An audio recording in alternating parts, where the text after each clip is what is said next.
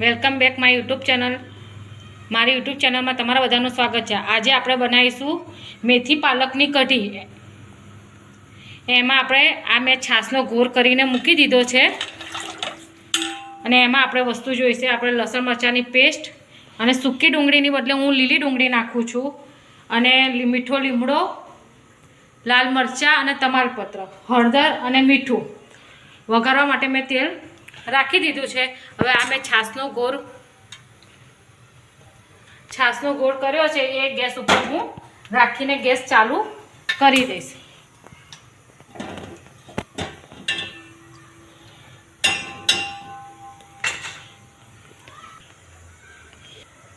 જો આપણે તેલ ચેક કરીએ, તેલ આવ્યું છે? હા, આવી ગયું છે। હવે આમાં આપણે નાખીશું રાઈ, પછી જીરું, પછી હિંગ,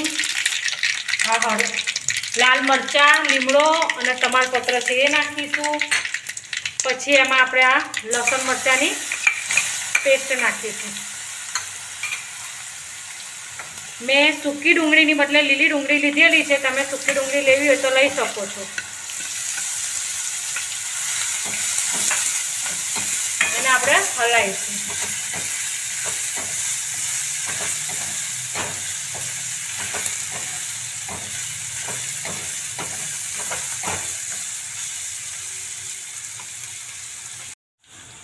એમાં આપણે એક ચમચી જેટલી હળદર નાખીશું અને મિક્સ કરીશું।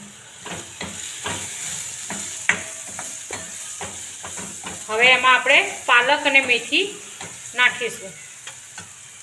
જો મેં એક બાઉલ જેટલી પાલક લીધેલી છે એ હું નાખું છું। પાલક હલાવી લઈએ, પછી આપણે મેથી નાખીશું। સરસ રીતે અંદર મિક્સ થઈ ગઈ છે। હવે આપણે થોડી થોડી મેથી કરીને નાખીશું। મેં એક બાઉલ જેટલી મેથી લીધેલી છે। હવે આને આપણે ધીમે ધીમે મિક્સ કરતા રહેશું।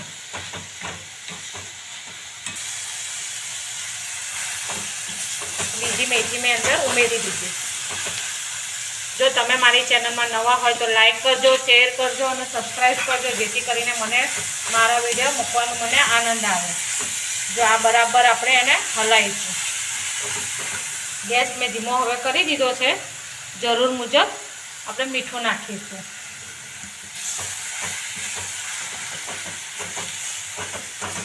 આને મિક્સ કરીને આપણે ઢાંકીને એકાદ મિનિટ જેવું આપણે રાખીશું। જો આપણે બીજી બાજુ આપણે કઢી મૂકી છે એને પણ હલાવતા રહેશું।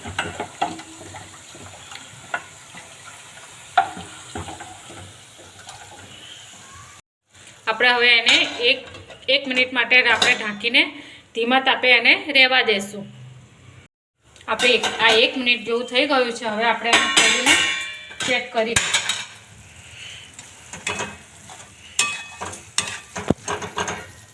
હજી થોડી વાર આપણે એને રાખવાનું છે। તો આજે આપણે લીલું લસણ રાખ્યું હતું એ અંદર નાખી દઈશું।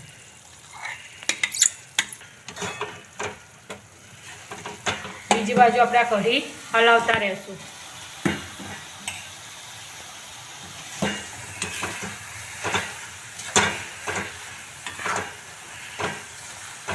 પાછું ઢાંકીને રાખીશું 1 મિનિટ માટે। કઢીને છે ને આપણે ગેસે હલાવતું રહેવાનું। જો હલાવીશું નહીં તો એનું દહીં કે છાશ જે આપણે અંદર નાખ્યું હોય એ ફાટી જશે। એટલે આને હલાવતા જ રહેવાનું। હવે આપણે એને ખોલીને ચેક કરીશું। જો આપણું પાલકનું મેથીનું પાણી બી બળી ગયું છે અને સરસ રીતે ચડી ગઈ છે। હવે આપણે શું કરીશું, આ જે કઢી છે ને એ કઢીને 4 થી 5 કળછી આમાં નાખીશું। એટલે જે બધો મસાલો છે ને એ સરસ રીતે ચડી જાય।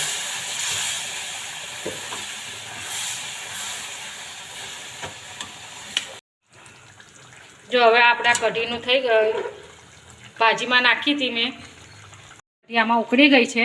હવે આપણે આ કઢીની અંદર ગેસ કરી અને આ કઢીમાં નાખી દેશું। હવે આમાં આપણે બરાબર હલાવી દઈશું। અને બરાબર આનો ઉકળવા દેશું એટલે એકદમ સરસ જાડી થઈ જશે. જો હવે આપણે આ પાલક મેથી આમાં નાખી દીધું છે. હવે આપણે આમાં મીઠું નાખીશું કઢીના માપનું અને આપણે હવે એને ઉકળવા દેશું. કઢી જેટલી ઉકળે એટલી સારી બને. જો આપણી કઢી આ ઉકળે છે, બસ હવે આપણી કઢી થવા આવી છે. 2 મિનિટમાં હું ગેસ બંધ કરી દઈશ. આપણે ઉપરથી હવે કઢીનું એના માટે મેં 4 થી 5 કળી લસણ લીધેલું છે, ઊભું ઊભું સમાર્યું છે અને 2 મરચાં લીધેલા છે અને લાલ મરચાંથી ઉપર આપણે વઘાર કરીશું.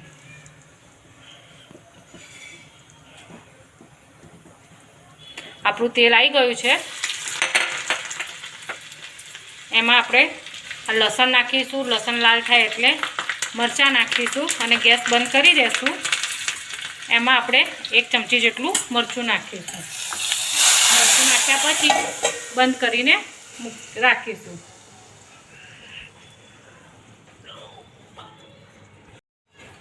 જો આપણી કઢી વઘારી દીધીશું. જો હવે આપણી કઢી રેડી થઈ ગઈ છે. સરસ જાડી થઈ ગઈ છે. જો હવે આપણે ગેસ બંધ કરીને ઢાંકીને મૂકી દઈશું. જો આપણી કઢી રેડી થઈ ગઈ છે. પાલક મેથીની કઢી, લીલું લસણ, બાજરીનો રોટલો અને ગોળ. આ લીલા લસણ મરચાંના શાકની રેસીપી જોવી હોય તો મારા ચેનલમાં તમે જોઈ શકો છો. કેવી લાગી ડીશ એ જોઈને તમે મને જ કોમેન્ટમાં જાણ કરજો. લાઈક કરજો, શેર કરજો અને સબસ્ક્રાઈબ કરજો, જેથી કરીને મને મારા વિડીયો મૂકવાનો આનંદ આવે. બાય.